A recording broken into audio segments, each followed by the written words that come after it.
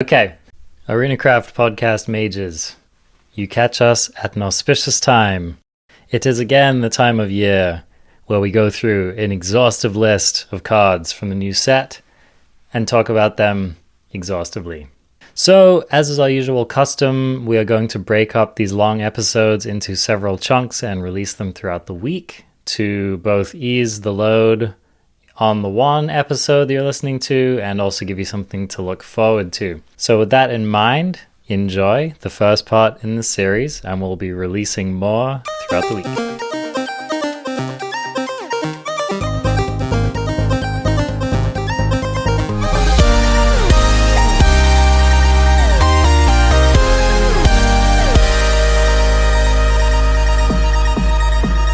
Hello and welcome to the ArenaCraft Podcast, a show dedicated exclusively to Magic the Gathering Arena.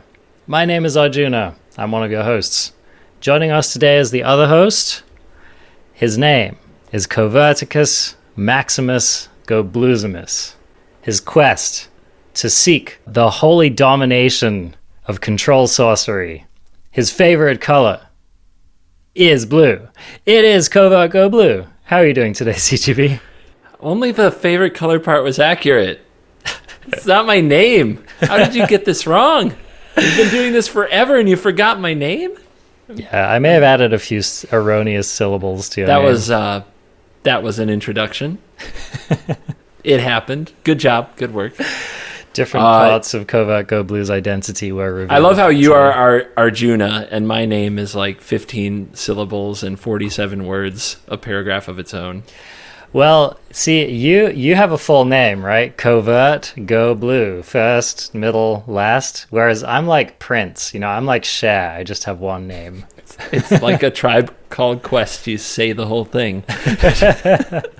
Exactly. Anyway, welcome to the show today. We have a lot to talk about, namely in the form of new cards. That's right. New cards. January 7th happened, which was a big reveal stream, and ever since then, the tranche of new cards has just been spilling over.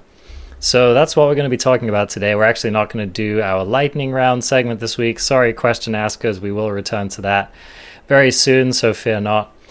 But knowing us, we just have a lot to talk about, and we don't want to keep you waiting any longer.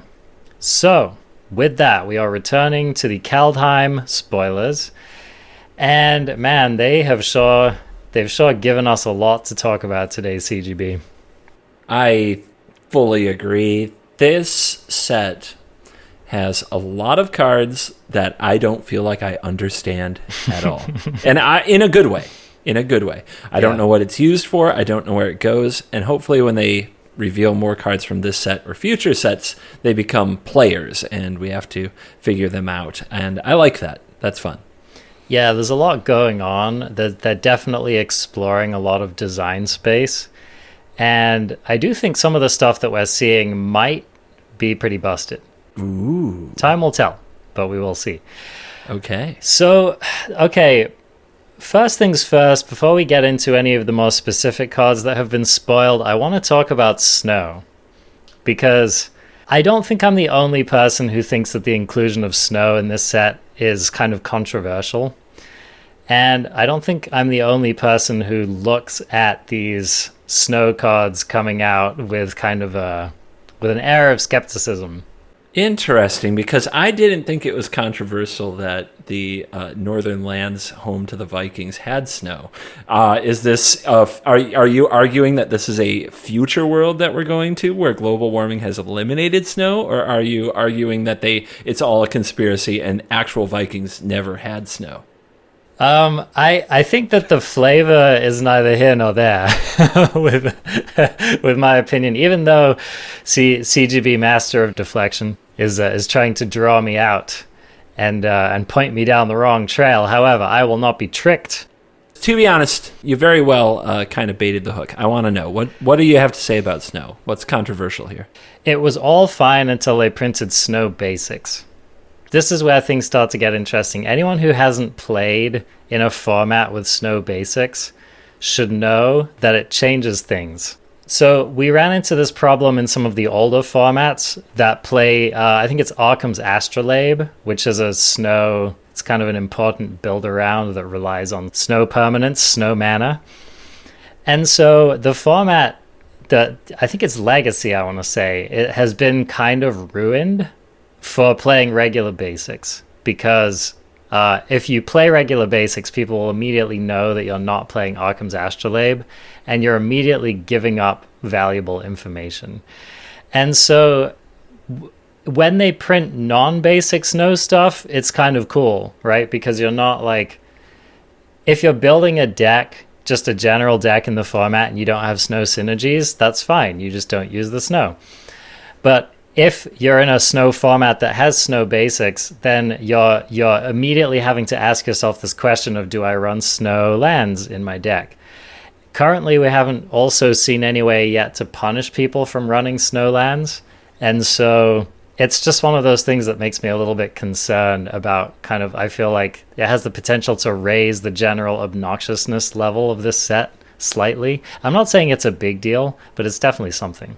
So what I'm hearing is I want to play Island, but now it's because of some potential interaction and information leak, I have to play Snow-Colored Island, and that's a major concern? Is that kind of it? Or close? Not all of it, but close. I'm not going to say it's a major concern, but I do think it's kind of a bummer. Oh, okay. I got it. You're a boomer. There you go. I can't play the things I wanted to play because they made something better, and it annoys me slightly. Get off my lawn, kids, with your Snowland. Arjuna, do you want to play a Snowland? You know what, man? I spent money on those nice basic lands, and I can't even, equip them by default, and Boomer. Now you're telling me I need to play stupid freaking snow basics instead? Yes, I'm pissed. This is a major Boomer problem. argument. Boomer position. Anyway, I think it's going to play out in an interesting way, and I don't necessarily think all Arena players are going to like it. So I do agree, but if I can make you laugh about it a little, maybe we lighten the blow. Love it. Oh, I just got older. That conversation just made me physically older. Okay, so now I guess let's just move on to these cards that we have not yet spoken about. Segue opportunity was, and also something that's known to make us older, is Arjuna and CGB set reviews. Yeah, right? So we're definitely going to continue our goal of CGB wanting us to read a handful of good cards and Arjuna wanting to read a much larger assortment of cards that may or may not be good. But, we are going to, in the interest of keeping you young and spry, we are going to try to move through these as quickly as possible. Yeah, the first card that I'm looking at here is a card that has been spoiled for a while, but we just it was like one card spoiled on a day, so we didn't talk about it last time. And that card, which I'll read for you because I am a green mage, is Tarsky, Bearer of Secrets. 3 and a green for a 1/1 legendary creature squirrel. So, vanilla test checks out here. This is a rare card, and it can't be countered. So right there, Covert Blue hates that. It also has he's going to be so worried about this card. It also has Indestructible. Tarsky, Bearer of Secrets attacks each combat if able. So you're not going to be able to just infinite block with your Indestructible thing. And finally, whenever a creature you control deals combat damage to a player, draw a card. I've seen more discussion around this card than I expected to. My initial read on it, and I think a lot of initial spikes are just going to look at this card and be like, nah, nope. However, one thing I do want to say is that if you can drop Tarsky and then attack with some already existing creatures that you control, then maybe we're talking. If you have flyers, if you have multiple flyers when you drop Tarsky, maybe now we're really talking. But that's like a best case scenario, and the rest of the scenarios don't look that great to me. What do you think, CGB? What if your creatures are just bigger and better than the opponents? What if they don't fly, but they're larger? So we're talking like a Lovestruck Beast? Yeah, that's one. Maybe some giants of various varieties. I see where you're going. Yep. All right. So Star City Games actually did some videos where they were playing the new cards in matchups between Corey Baumeister and Ross Merriam with proxies. And Ross just put this card in Gruul Adventures, took out Questing Beast, put in this card, drew about 50 cards, Okay. attacking poor Jeskai Yorion as it tried to blink its Boros Saga, something of the Scalds. Anyway, it was actually kind of absurd, and I think this card isn't great, but I think it has a niche and it has a role that will come up here and there, because when it hits, there's going to be that moment of I cast Tarsky and opponent either rage scoops or puts head in hands and groans, and at a competitive level. I think it's a balanced card. The can't be countered, of course, is annoying, but it can still be exiled. And Indestructible is very annoying for decks that use red and black removal, but white can deal with it pretty well, which is often paired with blue, at least in my world. So I think it's a good card. Not a great card, but I think it's a very good card, and I think it's a really fun brawl and maybe commander. Definitely a cool commander. I think this card could actually be very strong in all of the commander formats. So, yeah. Okay, here's a question. Do you ever put this and the Great Henge in the same deck? Yes. Okay, that seems odd to me, just because they have, I would say, fairly negative synergy. They're both vying to get dropped at the same spot on the curve, and they're both essentially... I mean, not quite the same thing, but they're both kind of aiming to do the same thing. So I'm just I feel a little skeptical there. I agree, but say that you have them both in your hand, or the potential to have them both in your hand, and your opponent has a counterspell. Would you rather have the Great Henge, or would you rather have the Bearer of Secrets? That's true. Tarsky could be pretty good against rogues. Mm-hmm. So the current play pattern is to kill the creature so they can't play the Henge, right? Unless they have a counterspell, in which case if they have a counterspell, you walk right through it. Punish them. Punish them! That's true. And then there are other things, like, for example, if Tarsky were to be wearing, say, a Maul of the Skyclaves, then a 3/3 indestructible flyer that draws a card when it connects, that's kind of gas. Heck, right? Give him an Embercleave draw too. Not bad.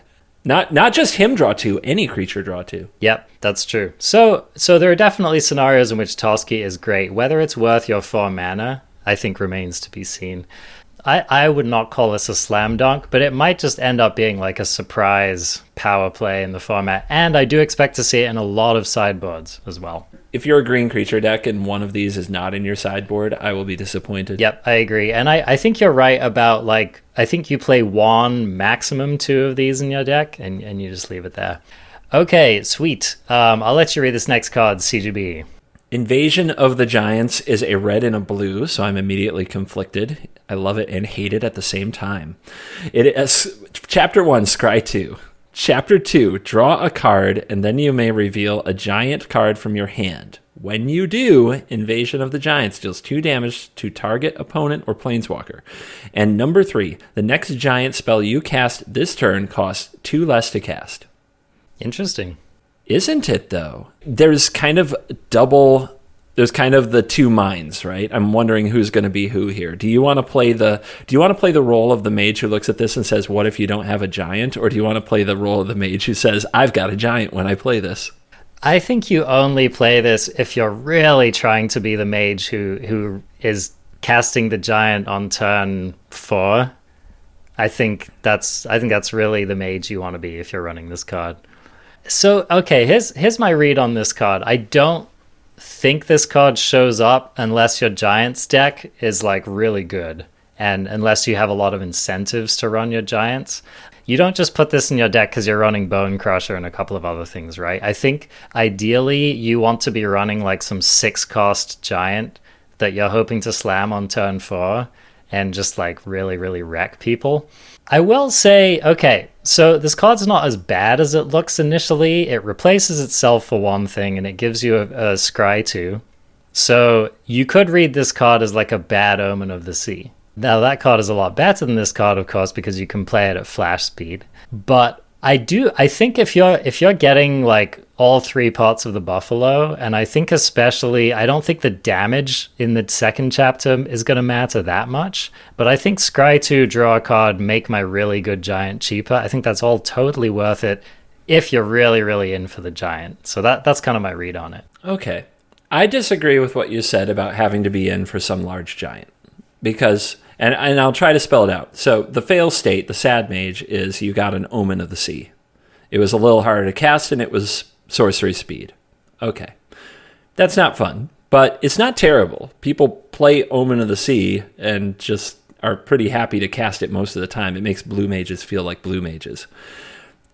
If you have any giant in the top, say, if you play this on 2 and you scry 2 and you draw, that's 1, 2, 3, like the top 10, 11 cards of your library, I think. If you have any giant in the top 11 cards of your library, this is a scry 2, deal 2, draw a card, and make 2 mana for 2 mana. It's the best thing you can do right now for 2 mana, I believe. I mean, name another card that does that. So in my world, like even if we cast Bone Crusher Giant for 1 mana, like we're a blue-red deck. We have stuff to do with mana. It's early in the game, and we scried 2, and we drew a card. We have stuff to do with mana.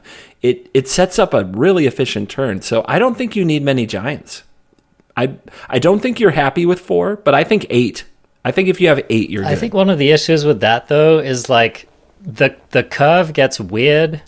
So, for example, if you have a Bone Crusher Giant, if your deck is really aiming to run Bone Crusher Giant, it's really nice to have it up on turn 2, right? So playing Invasion of the Giants as your 2-drop is a little bit weird, right? So maybe you Bone Crush on 2 and then you Invasion on 3, but then you have 1 mana floating kind of a thing. I think it not being instant really hurts it here, right? Because if your deck runs Omen of the Sea and Bone Crusher, you can decide which one you want to cast on turn 2. And then furthermore, like let's say you're casting your Bone Crusher for cheap on turn 4 or maybe turn 5 or whatever. It depends on what else you want to be doing with your mana on that turn. So I don't disagree with you at all, CGB. I think it is one of those cards where like you add up all of the benefits and it comes out very well.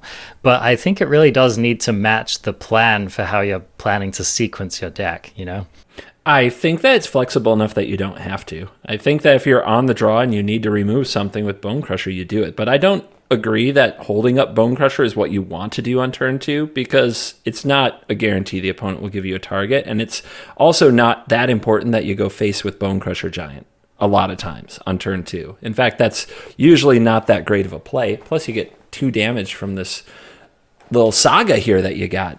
So I think that if you're on the draw and you're under pressure, you stomp the threat, and then you play Invasion of the Giants next turn or later. And I think that if you're on the play, you just play Invasion of the Giants, and you have one of the best 2 mana plays available in the format if you make this happen with a giant. And I think decks have been built around a lot worse sequencing. I agree that if you have the giant on the turn, this card was well worth the price of admission.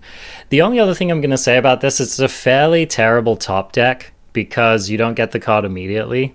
So that's one thing that makes it incredibly worse than Omen of the Sea. So if you're in a top decking situation, I'm really not a fan of this card. Another thing about this card in a top decking situation that's awkward is the giants that we know and love are adventure, and it doesn't give you that 2 damage bonus. Yes. If your giant's in the adventure zone. Yep, that's another excellent point. So anyway, I think CGB is a little higher on it than I am. I think we both agree it is a card with some fairly powerful implications and a really cool design. Just give me 1 boss giant. Give me a boss giant I want to play 4 of anyway, and this card is really good. Oh, another thing as well, it doesn't synergize very well with Yorion, so that's kind of a bummer. Yes, it does. Okay, all right. Yes, you can't stop. You can't stop a Yorion. You just have to play it later. Oh, I like it less the more I talk about it. All right, let's move on. CGB, I want you to read this card because I think you've earned it. Nicoris is a blue-white planeswalker that costs a Sphinx's Revelation, aka X white blue. It is. It's an iconic casting cost for a blue-white mage, so I love that about it already. And Legendary Planeswalker Nico, Mythic Rare, 3 loyalty. When Nico enters the battlefield, create X shard tokens. And shards are enchantments. With 2, sacrifice this enchantment, scry 1, then draw a card. Clues are back. Better, agreed. But we'll get to it. +1, up to 1 target creature you control can't be blocked this turn. Whenever that creature deals damage this turn, return it to its owner's hand.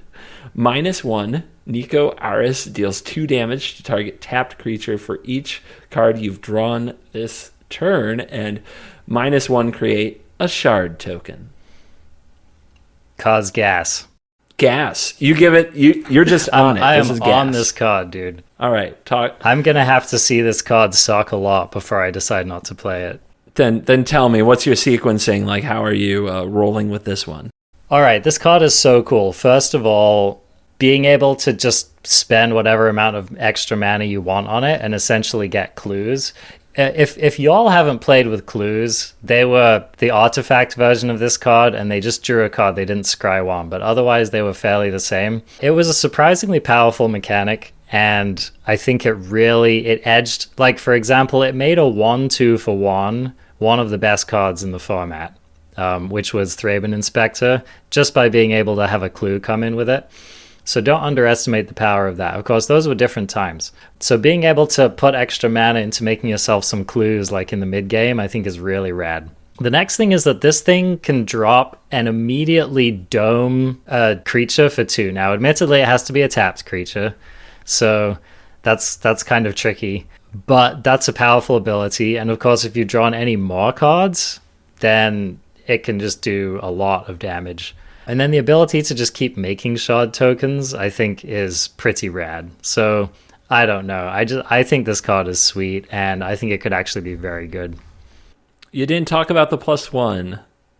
The +1's not a highlight of the card, in my opinion.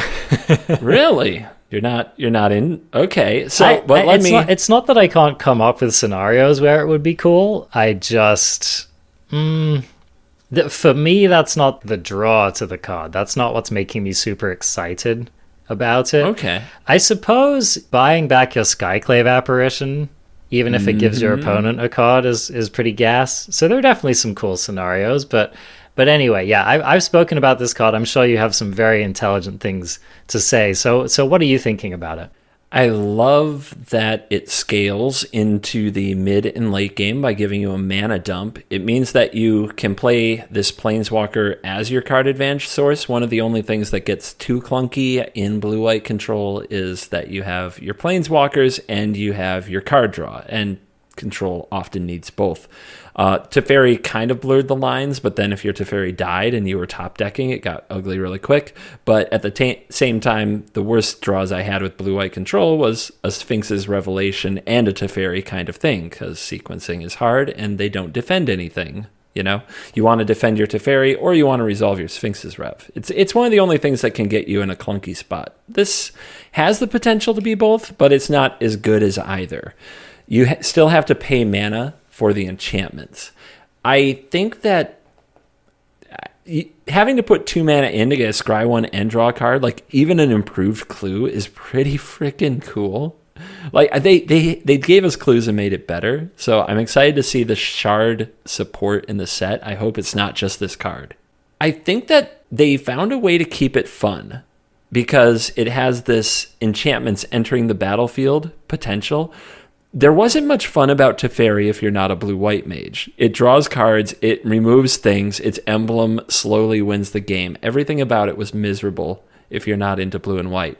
But somebody is going to want to pair this with a Nessian Wanderer or a Setessan Champion and get a bunch of triggers. The Pegasus generator, that's pretty The nice. Archon of Sun's Grace. Yeah. Bingo. Yeah, exactly. There is I think 1 mana blue creature that whenever an enchantment enters the battlefield, it mills the opponent for 2. Oh, snap. That could add up pretty quick. Like, why not? You know, you play that and you play Crab and you have 1-drop blue-white mill. So, I mean, those are the kind of fun things you can do with the card. I like it. and I'm scared I'm too high on it because it is a bit clunky, niche, and can't answer a number of things. Vigilance is not a joke in the format. Speaker of the Heavens, where the Sky Maul is going to eat this for lunch. Questing Beast is still here, but I think I'm more likely to be too high on it, but I really like it.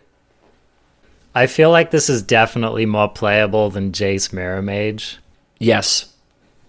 And I think that's that first -1 ability, the 2 damage thing. This is going to do a surprisingly high amount of damage to a surprising number of creatures in the format. So, like if you do something like you attack with your Lovestruck Beast or something in the mid game, and then your blue-white opponent drops this, and there are a number of ways to get this turned on the turn that you drop this if you have some extra mana going on. So I just think that this thing's going to be doming a surprising amount of creatures, and I think that there are certain turns and board states where this could be essentially a game over for like a mono red deck. This could easily just take out 2 or 3 creatures from your opponent's mono red deck and make life very awkward for them. Of course it is, in formats with Bone Crusher, it's definitely not just like an obvious kind of a slam dunk. So yeah, all of that combined, I just think this card has a high ceiling. I think the floor is doable. I'm way into it. Yeah, me too, man.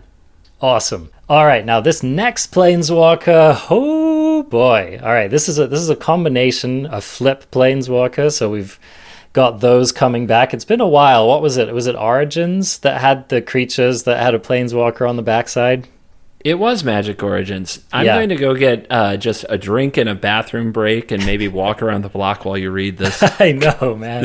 But carry on. This card has a lot of text on it. All right. Valkyrie, God of Lies, 1 and a black, 2/1 creature at Mythic. Legendary creature, and it's a god. When Valkyrie enters the battlefield, each opponent reveals their hand. For each opponent, exile a creature card they revealed this way until Valkyrie leaves the battlefield. And for X, you can choose a creature card exile with Valkyrie. With converted mana cost X, Valkyrie becomes a copy of that card. How do you want to do this? Do you want me to read the whole card and then we can talk about the whole card, or do you want to take it side by side? I mean, I try to put myself in the shoes of the listener. It's like, oh, that card sounds cool. We can talk about it for a while, and then be like, and there's more. Okay, let's do it that way. All right. So the front side of Valkyrie. I don't know. This is it's like a narrow kite sail freebooter. Is how I think about the front side. Like it comes down, it nabs a creature from your opponent's hand. It nabs only a creature, and then you keep it until they kill Valkyrie. So, I mean, it's kind of not that gas in a format with Bone Crusher Giant. I guess if you nab your opponent's Bone Crusher Giant, then you feel pretty clever. They have to spend some other spell to remove it. It's hard for me to see. It's not that you can't come up with great scenarios for Valkyrie, but it kind of asks a number of things. I think here's one of the cool aspects of Valkyrie, right? If you get enough time to use the X and actually turn Valkyrie into the thing that you stole, then you might turn it into a creature which is much harder to kill than Valkyrie. And in that case, you keep that card. If they're not able to remove it after that, you essentially keep the card. So that's probably the best case scenario. Just a further note is that you won't get the ETB when you make it. So if you steal your opponent's Skyclave Apparition, you don't actually get the Apparition trigger. Anyway, those are some of my thoughts about the front side. What are you thinking? First of all, I want to stress, because it's not completely obvious, when you turn Valkyrie into a copy of the card that you exiled, it loses its current abilities. So that's why if the opponent killed Valkyrie after it became a copy, they wouldn't get the creature that was exiled back. That's actually good. I didn't think about that, but that's a really good point. So you're heavily incentivized to activate it. Exactly. And that's pretty cool. And what I was going to say is, are we sure that this is a worse kite sail freebooter? Because isn't hitting creatures better right now? Adventure cards, battlefield presence meaning so much. There aren't that many decks where playing Valky is a kind of a downside, except for the ones, here's the thing. If your opponent's playing creatures and you have Valky early in the game, you want to play Valky, right? Because you need battlefield presence and you need to disrupt them. You don't want to die. But if you're playing against a deck that doesn't run creatures, just don't cast Valky, and they're not pressuring you. It. Yeah, so you hang on to it for the other side that we're going to get to, which is the 7 mana side. I would think that this card was much worse if it was freebooter, non-creature, because you would want to play it early and you would want to play it late against both kinds of decks. But this way, if you size up what your opponent is doing, you know exactly what to do. Hold it or wait. Yeah, that's a good point. Yeah. You can also, I mean, in some matchups, like if you're playing in a non-creature matchup, you can just drop it on 2 to pressure your opponent as well. If you're feeling aggressive, I mean, there might be a world for that. And actually, we'll get into it. If you play the front side of this and the back side, they're 2 different names. So what you have here is a legendary card that doesn't legend rule itself. Yeah. Which is just a cool design on all of these DFCs, frankly. I think that's really rad. Okay, so the backside. CGB, why don't you read the backside here? By the way, this card might just get an award for more text than Questing Beast. I think it does. I think we did it. This is Tibble, the Cosmic Imposter. 5 mana, red-black. 7 mana Rakdos Planeswalker. Can you believe it? Damn. Tibble went from a 2 mana Planeswalker to a 7. How? Our boy's grown up. Indeed. Legendary Planeswalker comes in with 5 loyalty. As Tibble enters the battlefield, you get an emblem. You just have and keep an emblem. Off the top. That says, yep, you may play cards exiled with Tibble, Cosmic Imposter, and you may spend mana as though it were mana of any color to cast those spells. +2, exile the top card of each player's library. And I'm going to add this to these, and you may cast them because you have an emblem for the rest of the game. Yes. -3, exile target artifact or creature. And you may cast it for the rest of the game. Yep. -8, exile all cards from all graveyards, make 3 red mana. And you may cast them. Right. So this is for the rest of the game. Yawgmoth's Will. Is that what the card was? I believe so. Yep. Wow. I mean, quite the powerful card, eh? Very, very powerful. Keep in mind, ultimates after 2 turns on the battlefield and sticks around. Keep in mind, +2 basically draws 2 cards, assuming a 1-on-1 game. Commander fans, you'll get even more excited. I mean, -3 removes an artifact or creature, such as a Great Henge, which is a huge problem for Rakdos decks, or just make up a creature, any creature, and now you get to cast it for the rest of the game, whatever happens to Tibble. I mean, basically a -3 and tutor for that card and put it into your virtual hand. Like, is this not... I mean, this is 7 mana, but is it not worth it? The more I read the card and thought about it, the more I realized how powerful it really is. Yes. And so I think the main question here, okay, so 7 mana Planeswalkers are in this tough spot because they really do have to be worth the 7 mana, and they really do have to have a pretty game-breaking effect. And one of the things that Tibble doesn't quite have is that Ugin factor, right? So one of the nice things about Ugin is that you drop it and it just radically affects the board. And Ugin basically says, I'm the baddest thing on the board now, unless you're playing specifically colorless stuff. And unfortunately, Tibble might not have as big of an impact on the turn that you drop them as you want, right? So that's the main drawback I see to this card, is if your opponent has any kind of a wide board going on, if you're under pressure, if you're really needing your 7 mana play to affect the game, then Tibble might not have that kind of effect the turn it comes down.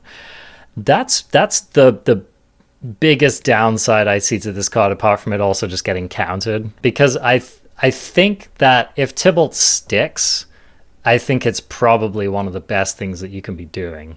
Yeah, you need to manage the board. Do you see, though, how all these things like kind of play into the other side? of the card, though, into Valkyrie, God of Lies. Mm-hmm. So, like, the biggest problem with a 7-mana card is it's 7 mana, which means that you have to spend at least 7 turns with a card in your hand. If you draw it in your opener, that does nothing. Tibble doesn't have that problem, and playing Valkyrie, God of Lies gives you... Well, for one thing, it helps you fight for the board and keep from falling too far behind, assuming more things in your deck also help you do this. Assuming more things in your deck do anything at all, you can kind of keep playing at parity because you aren't stuck with a card in your hand that does nothing. You know what I mean? But it also, Valkyrie makes the opponent reveal their hand. So if you play 4 Tibbles, normally if you play 4 7-mana Planeswalkers and draw 2 of them, you are... Like, it's not good. But if you draw 2 Tibbles, you play a Valkyrie, and you see the hand. You see if the coast is clear. If it's not, you pressure, you maneuver, you do what you can. You try to make Tibble matter. But you can always play another Valkyrie if your first one dies, and you know that there's a counter spell that's going to ruin your 7-mana play. And then, on the other hand, if you have Valkyrie on the board who checked and made sure the coast was clear, just 7 mana, you've got a Tibble and a Valkyrie. Because they don't legend rule each other. You can run 4, and it's okay. Yeah. I mean, very, very good points. I mean, if you want to run the Planeswalker side of the card and have that be a finisher for your deck, then I'm thinking that you're want to be pretty controlling. I'm thinking you want to be doing as much as you can to be playing this into an empty board. Okay, here's what I'm kind of struggling with. Is like, do you ever want to play this in like a rack sack deck? Do you ever want to play this in like a Jundi sacrificey kind of a deck? It's interesting, right? I think the only time I would be super priced into doing that is if my opponent had some really powerful, like for example, if my opponent's Skyclave Apparitioning, and relying on that as a way to like take out my ovens, or if they're relying on like a creature to shut down the deck, then this can be a great way to, on turn 2, kind of pick that out of the opponent's hand and keep them off of whatever hate they're running. But other than that, I have a hard time imagining this being a particularly good card in a creature deck. What do you think? I got you. So what you were talking about with a rack sack deck, it doesn't make a lot of sense because those are synergy decks and this card doesn't play to those particular synergies. Yeah. It might be a neat sideboard as like a, alternate win con for when the opponent is prepared for your deck or something like that, because it is kind of a self-contained go over the top win con. So I like it for sideboard maybe, but no, it doesn't just slot into a deck like that where the synergies have little to do with Tibble. The what I posit for this type of deck is, the big red, like Ironcrag Feet into Ugin deck? Yeah. The first time we saw that, it was a black-red deck, and the only black card in it was Extinction Event, and there were some Croxes in the sideboard. So we're getting the Rakdos pathway. Like, picture that black-red kind of early removal and Ironcrag Feet into Ugin deck, but it also has Tibble, the Cosmic Imposter, as another thing that it can hit in that way. Obviously, 7 red doesn't cast Tibble normally, but you can still play it on turn 5 with an Ironcrag Feet, the way that they played Ugin. And on the other hand, you can play the front side. Like, that kind of deck, I think, is like just perfect, and it was already pretty competitive. I've run way too many of these Ironcrag Feet, Solemn Simulacrum, Ugin piles, way more than I should, and they do need something else to do when they don't draw Ugin, or when Ugin isn't particularly good. There are plenty of matchups where Ugin come down, it lightning bolts, and it gets ECD'd. And I think Tibble is way better in those matchups. So, yeah, I think this deck... I think this card will find a home. Does that home sell you better? Does that feel more like, oh yeah, this is a thing? Oh, I mean, if the deck it's good in is viable, then like this card is an absolute house. I really think I think if you untap with Tibble, like your chances of winning the game are just phenomenally high. How do you feel about Mardu or Grixis Yorion? Oh, here we go. You can blink the Valky. You can take more. You can exile more. I mean, they get it back, but then you copy it, but then you blink it. We got our boy going. And then you got the Tibble endgame. The Mardu, that deck lacked endgame. It could get value, but it struggled with endgame. Now you got it. Oh my gosh, the wheels are turning. The only other thing I want to say is that Planeswalkers with a creature on the front side mean that you can summon up the creature, or anything that lets you get a creature back from the graveyard, all that kind of nonsense can actually let you get your Planeswalker into your hand and then cast as a Planeswalker if you want to.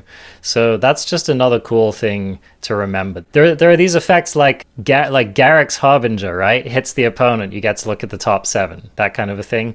Maybe not a great combo with this in particular, but just any effect that lets you do that kind of thing gives you a greater chance of actually being able to get one of these into your hand. So remember that. That's pretty cool. Alrighty. I mean, remember how we said that Kaya, when we reviewed Kaya the last time we talked about these cards, we said it was a lot worse to return the creature to the hand instead of the battlefield? Yeah. This is an exception. That's because true. That means you can cast it That's as true. Tibble if you want to. There are a lot of effects in this set that return creatures to the hand, so keep an eye out for that. The other thing is that there's it's pretty clear that they're pushing God Tribal.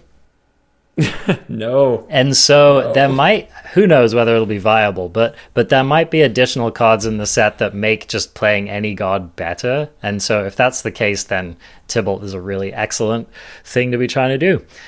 All right, well, that's card's very, very exciting, so let's hope that finds a home in the format. Next up, we have Sigrid, God Favored.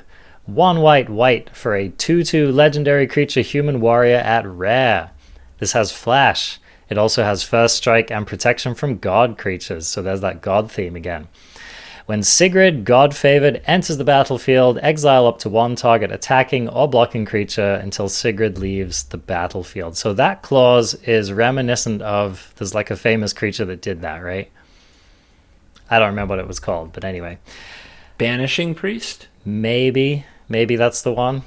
So these kind of effects tend to be pretty good and limited. I don't know how relevant that exiling and attacking creature clause is in Constructed a lot of the time. Or blocking. Yeah, it's true. Yeah, I don't know, man. I'm not particularly feeling this card. Throw it to me. Throw it to me. Yep. All right. It's turn 3. The mono red player casts Annex, Hardened in the Forge, and they have a Robber of the Rich that attacked. My turn, I play a second white source. I have 2 white and a blue. I say, go. Red Mage untaps, plays land number 4, and turns things sideways, as they are known to do. Thinking to themselves, now I Embercleave and win. I don't even have to care about this game anymore. They start reading Reddit. I say, Sigrid, God Favored. Exile your Annex, block your Robber of the Rich, and kill it.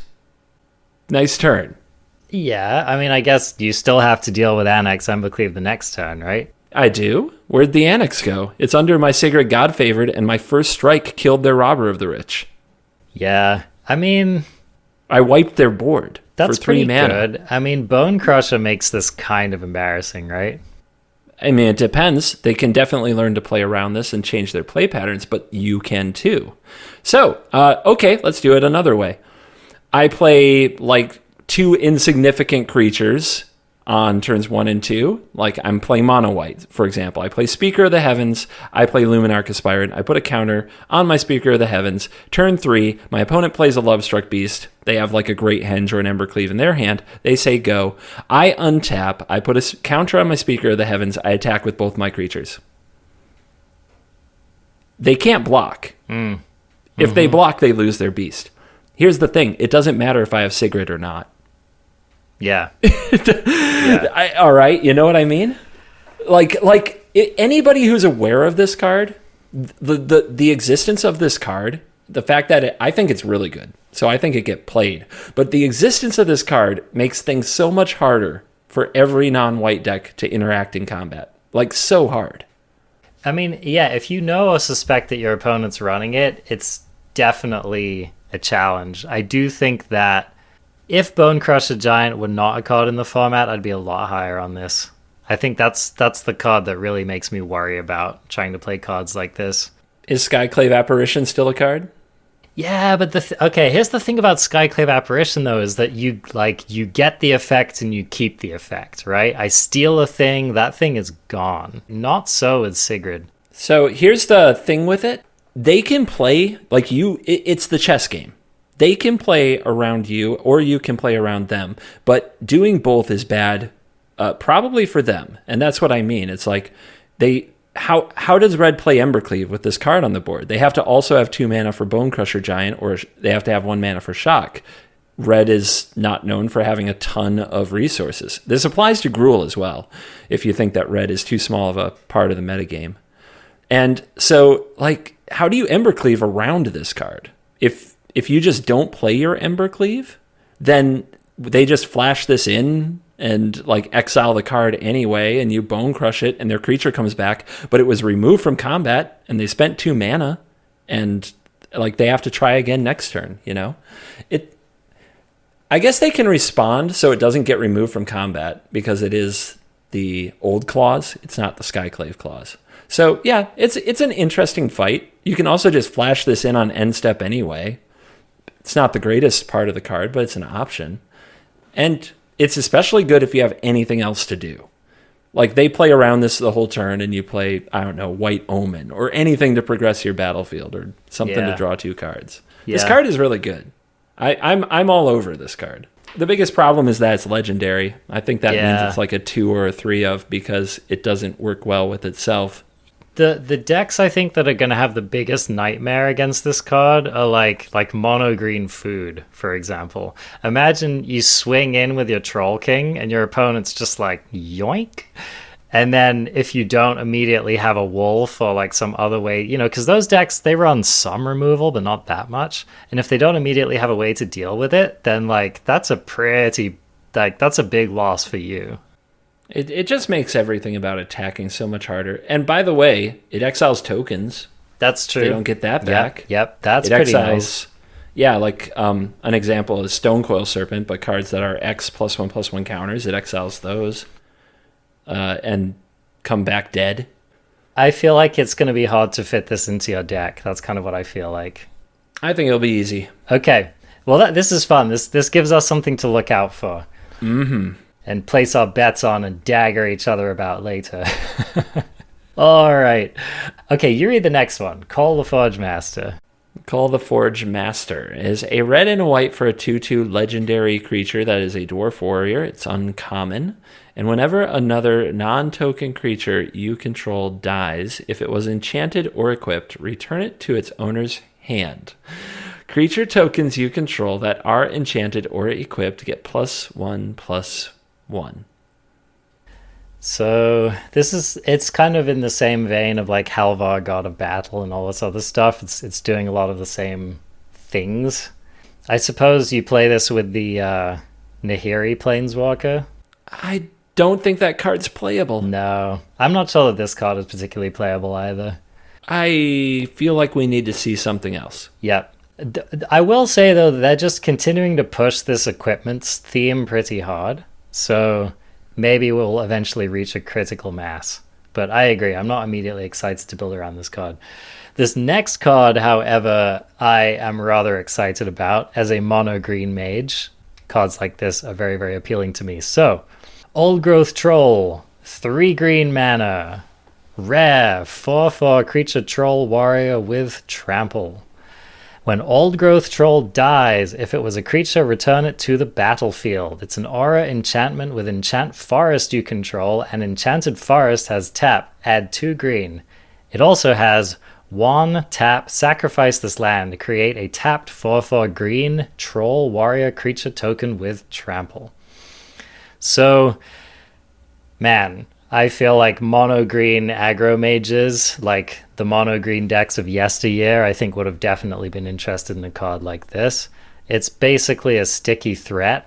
It allows you to, in the mid to late game, like let's say post Wrath, for example, you can keep the beats coming. You can make a token and keep swinging. So I think this card is definitely like a consideration if we have more mono green aggro stompy decks coming forward in the future. What do you think? How do you feel about this as a ramp spell that blocks? Because spell it blocks. here's what's up. You can Yeah. play a card like Witch's Oven, or you can just do the old-fashioned block with this if the opponent swings with their Lovestruck Beast, and then you enchant a land, and it ramps you the next turn, and boom, Castle Garenbrig, Troll King, Yeah. Kolgla, did it. Yep, that's pretty sweet. One of the cool things about cards like these is that, yeah, it gives you mana if you need, and it gives you bodies if you need.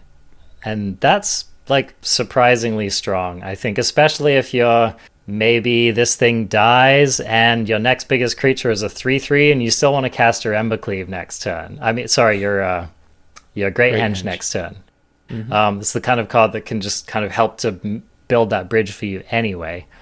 So, sounds like a great use of the card to me, man. How do you feel if your opponent shatters the sky, but you have 2 mana open? How good does that feel? It feels You draw a amazing, card, dude. It feels amazing. It comes back. Yeah. You sacrifice it, and you have a 4/4 on their end step, and you untap and attack them again. That's what I'm saying, man. Like control mages who are trying to keep you down are going to have a hard time. Okay, so this is terrible in the Skyclave Apparition matchup, but apart from Elspeth Conquers Death, those are obviously not what you want to see when you're playing this card.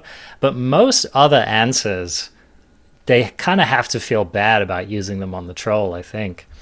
So, yeah, I don't know, man. I could see this card being a problem. I could see this just being a big, fat, frickin' capital P problem for decks trying not to die everywhere.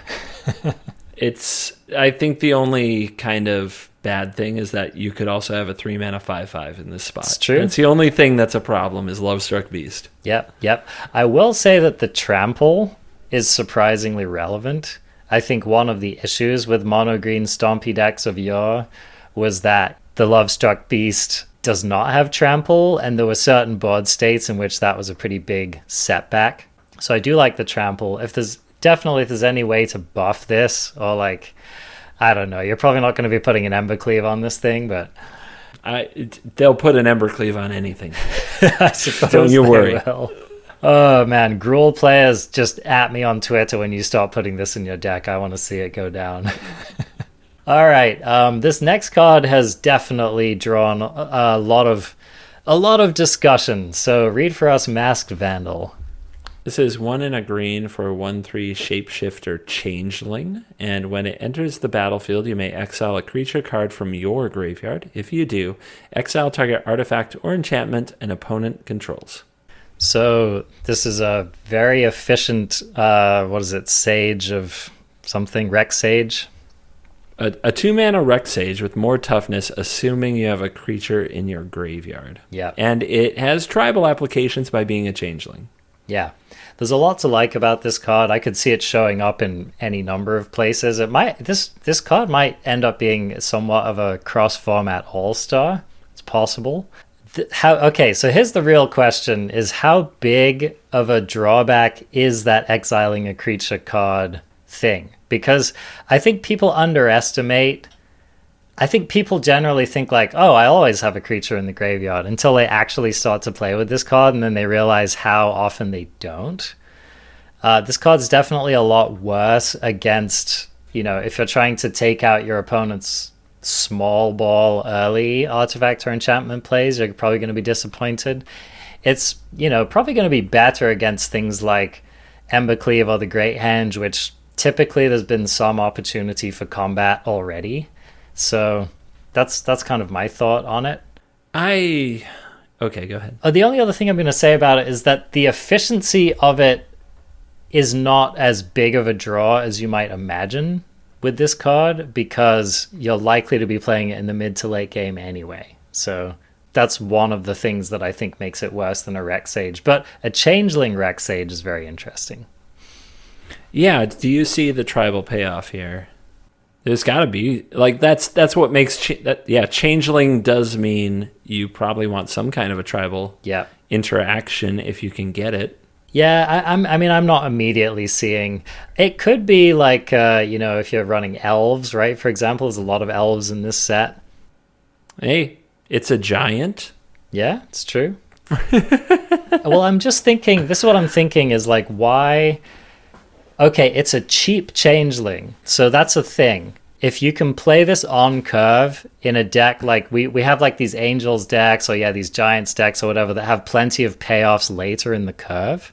So I think you should be paying attention to any cheap changeling that's in the set, because I think that puts it up in value a lot. And the reason I mention elves is that a lot of these elves decks have these patterns of like play a bunch of cheap elves, play some lords, buff them up, get a critical mass going and whatever. And that might be a good application for a card like this, where sometimes you do just want to go as wide as you can and have as many bodies on the board as you can, and that gives you something else to do with the Masked Vandal if you're not Rex Saging with it. It's still hard though, because I mean, this has to be a sideboard card. It's hard for me to imagine it not being a sideboard card. Yeah, that situation you described, yes, I want to go as wide as possible, but no, I don't want any of my creatures to be a 1/3 for 2. Exactly. And I struggle with where this will live, because a lot of the decks that you want to kill an artifact or enchantment from, aside from Gruul and the Great Henge, which will definitely matter, but like picture Doom Foretold and all of their artifacts and enchantments. Look how much exile they have. They keep that graveyard spick and span with Glass Casket, Skyclave Apparition, Elspeth's Nightmare, exiles the graveyard. Especially if they want to, if they're expecting this, they can play around it for sure. Mm-hmm. So I'm not convinced I need to play with it. I also need to see where a tribe just has this huge benefit from having a 2-mana on-tribe card, because it's a pretty bad body for standard. Yeah, I'll give you that. I'm definitely not like a huge buyer on it. I think for standard, this seems, I don't know, it could see play, but it's not an immediate slam dunk to me, for sure. It's not like a Skyclave Apparition kind of a slam dunk, right? Mm-hmm. And it's not even necessarily a very good card against a deck like Gruul, which is interesting. Okay, Elvish Warmaster, 1 and a green, 2/2 creature elf warrior at rare. Whenever one or more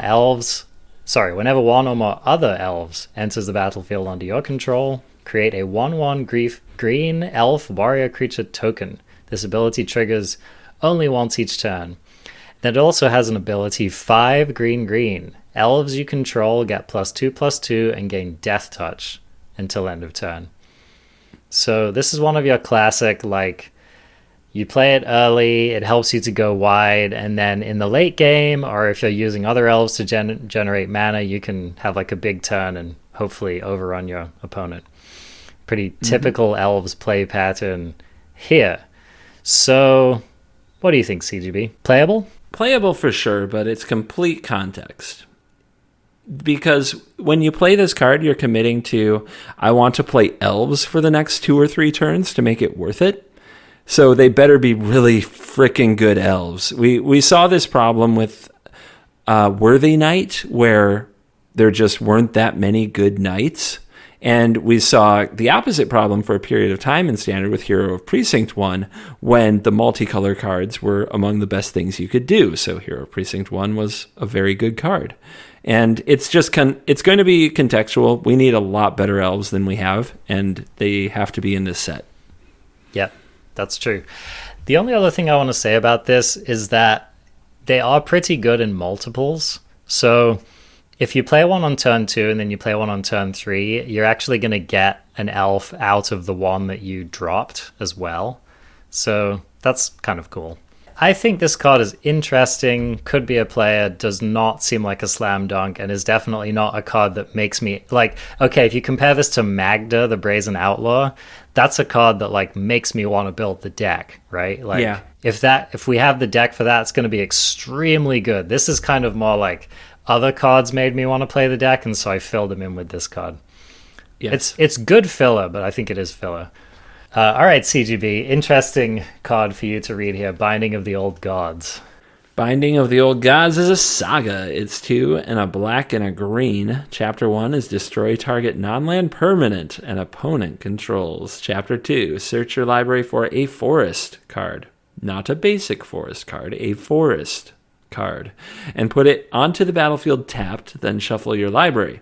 Chapter 3, creatures you control gain death touch until end of turn. Golgari Yorion mage over here. Sultai Yorion. Yeah, we call that Sultai, or we call that Abzan. Yep. I mean, so without that, this seems like a pretty slow, awkward clunker removal spell. But as soon as you do add Yorion to your deck, and you can turn 3 with an accelerant, but probably turn 4, destroy target non-land permanent, and then at the beginning of the next turn, you ramp, and you cast Yorion, and you destroy another permanent, and the beginning of the next turn, you ramp again. That's kind of sounds like what Yorion wants to be doing, right? It really does. It really does. And a lot better than a Solemn Simulacrum, in my opinion. Yeah, that's what I wanted to ask, right? Isn't this card just better than Solemn in a lot of cases? If there's anything that you want to kill, yes. If you're in a Yorion versus Yorion matchup, maybe not. Mm-hmm. But in most scenarios, yes. And I want to say again, that's a forest card that you're fetching. You can fetch the Sultai Triome, you can fetch a Snowland, or you can fetch a Gingerbread Cabin if you're insane. That's a good point. And it does put it on the battlefield for you. So you get that ramp, which is pretty nice. Ramps really hard. Like this plus Yorion ramps to, assuming hitting land drops, 5, 6, 7, 8 on turn 6. Yeah, that's good, Ugin. Good for Ugin mages everywhere. Yeah. Mm-hmm. Yeah. I think this card is, it has to go in the right shell, but I think this card has powerful implications. So, and I think that there are a number of things in this set pointing to some pretty powerful late games. So these are things that I'm taking note of. Cards like Kaya, Orzhov Usurper, and the Tibble Planeswalker, stuff like that just feel like once you do get up to the big heavy hitter mana in this format, you're going to have a lot to do with it. And the Tibble kind of brings around Jund, like a mention of Jund. And I want to say that Chapter 3 probably looks like a throwaway chapter to you. Does that sound about right? It does. It looks like the weakest for sure. Yeah. So what we need something like a Mayhem Devil to give Death Touch to for a turn, right? Yep. That's very true. So be on the lookout for that. Right now, Fireblade Charger isn't exactly what I have in mind, but maybe there's something devilish. Do we ever want to curve this into Tarsky? Who? The Squirrel Lord dude. Give them all Death Touch? Just get our creatures through. I mean, it is an offensive Death Touch because it doesn't last until your next turn. Exactly. It's until end of turn, I guess. Yeah. So interesting card, but I would not be surprised to see this in Standard at all. Likewise. And that concludes part 1 of the exhaustive set review for the week. Keep an eye out and an ear out as we will be releasing the next part of this episode soon.